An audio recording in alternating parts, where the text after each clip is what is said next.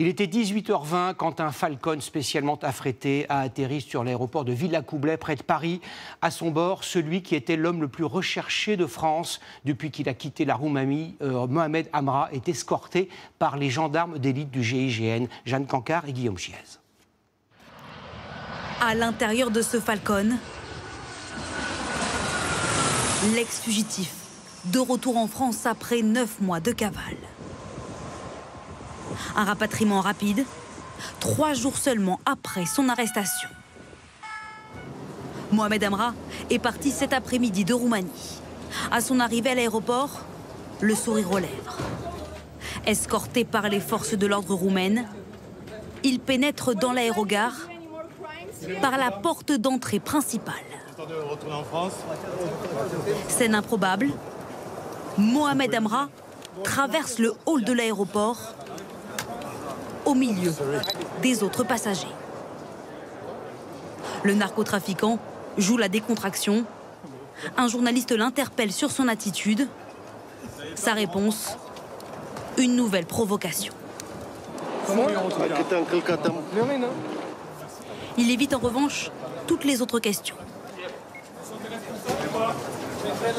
Aucun mot, aucun regard.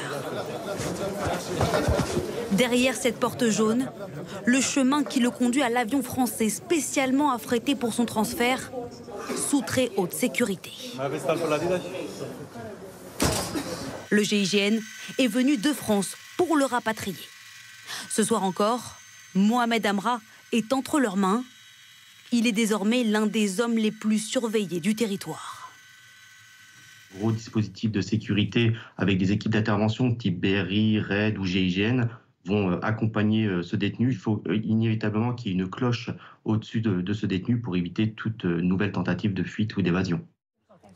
Le père d'Arnaud Garcia, l'un des 2 agents pénitentiaires tués lors de l'attaque, réagit ce soir à son retour en France. Je suis ravi, totalement ravi qu'il revienne en France pour qu'il soit jugé par notre justice. Donc on a passé des nuits blanches, on a à se retourner. Maintenant qu'il est interpellé, on est rassuré. Et maintenant, on attend les étapes judiciaires.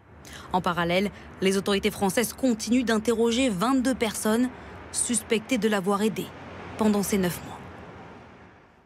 Avant son évasion en mai dernier, Mohamed Amra, bien que multirécidiviste, ne faisait pas partie des détenus particulièrement surveillés. Pour des raisons évidentes, son statut a changé. Dans quelles conditions précises va-t-il être incarcéré? Laszlo Gelabert et Marie Belot. C'est ici, au tribunal judiciaire de Paris, que Mohamed Amra doit être présenté dès ce soir au juge chargé de l'instruction de son évasion. Aujourd'hui, ça sera de définir les infractions pour lesquelles M. Amra sera accusé et pour lesquelles il y aura une instruction. Par la voix de son avocate roumaine, il dit vouloir prouver son innocence. Dans quelle prison va-t-il être placé en détention? Sera-t-il dans un des établissements les plus sécurisés de France? La Santé, Fresnes ou Fleury-Mérogis. Mais pour l'heure, d'autres noms en dehors de l'Île-de-France circulent également. Quelles seront les conditions de sa détention? Mohamed Amra sera mis à l'isolement dans un quartier placé sous haute surveillance comme celui-ci. Dans ces cellules, il n'aura aucun contact avec les autres détenus et sera fréquemment fouillé. Pourquoi de telles conditions? L'administration pénitentiaire ne veut prendre aucun risque. L'homme est considéré comme dangereux. En mai 2024, lors de son évasion, 2 agents pénitentiaires sont tués par un commando. Depuis la prison où il était incarcéré, l'homme aurait tout organisé. Il téléphonait plusieurs heures par jour dans sa cellule, là où les surveillants avaient retrouvé 9 téléphones portables. En plus de son évasion, Mohamed Amra est toujours mis en examen dans 2 autres affaires criminelles. Parmi elles, le meurtre de ce trafiquant de drogue près de Marseille en 2022. Là encore, la justice soupçonne Mohamed Amra de l'avoir commandité à distance depuis sa prison.